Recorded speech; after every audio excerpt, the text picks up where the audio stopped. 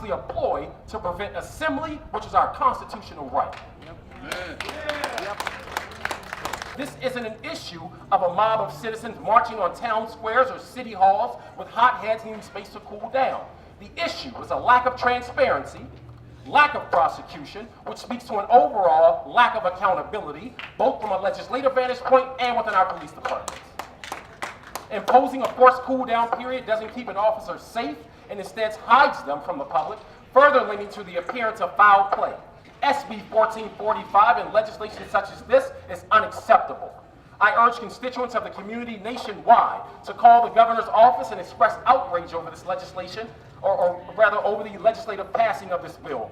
And you can do so by dialing 602-542-4331. I will repeat, 602-542-4331. Governor Doug Ducey, you have a job to do. And that job is to protect and serve in your capacity as a public servant the entire base of citizens of Arizona and not just the police. Do your job. Veto SB 1445. What's the issue with this bill? Well, the lack of transparency, number one, breeds more distrust with the police. Two, it screams cover-up. And whenever you withhold information from the people, it automatically raises suspicion, which then has the people question, well, what's really going on? And I think that this air of raising suspicion is really heightened in situations such as this, especially when we have hundreds of documented instances and so many others around the country where officers are going unindicted or there's no findings of criminal wrongdoing after investigation. So to suppress from us the officer's identity even, screams cover up. And that's just not good. It's not good policy, not only for Arizona, but anywhere in the country.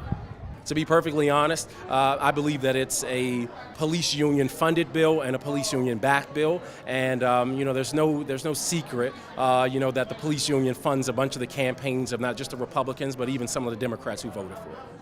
We don't want things hidden from us. We want to know what's going on.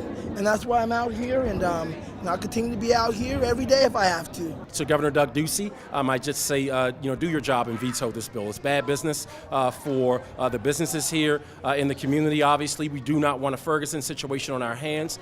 The protests that have taken place here in Phoenix surrounding transparency have been nothing but peaceful, and let's keep it that way. I don't want to see the people get violent. I don't want to see the people lose their heads and lose their tempers, lose their cool, and that's sort of the narrative that's been created around this legislation before it was signed. Let's not have the signing of this legislation become the catalyst for all those things that they worried about.